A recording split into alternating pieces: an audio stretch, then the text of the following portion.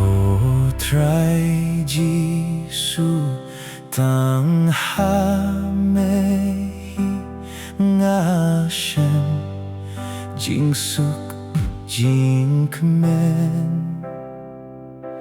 sharum shaning ngawat laslem tang mengalashem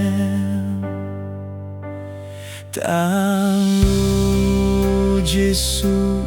bala Pynhun mynsiem jong jingieit jingim jingmen bakrau Jisu may ai hana jingsuk jingieit ngalawat yame mynsiem ngaklet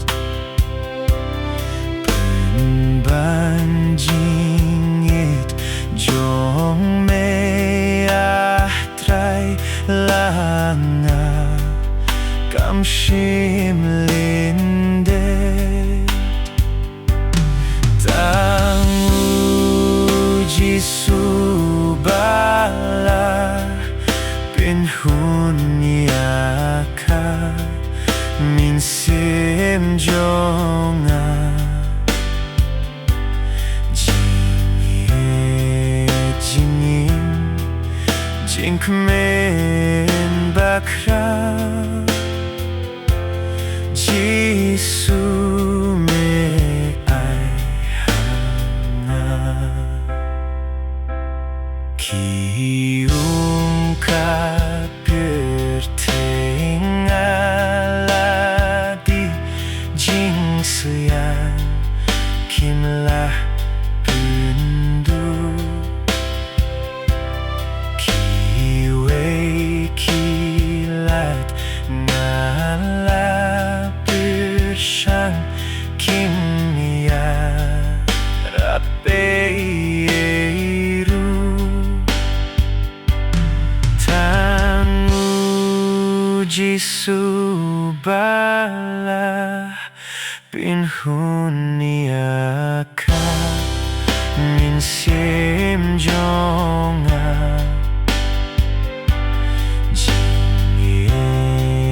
jingim jingmen bakrau Jisu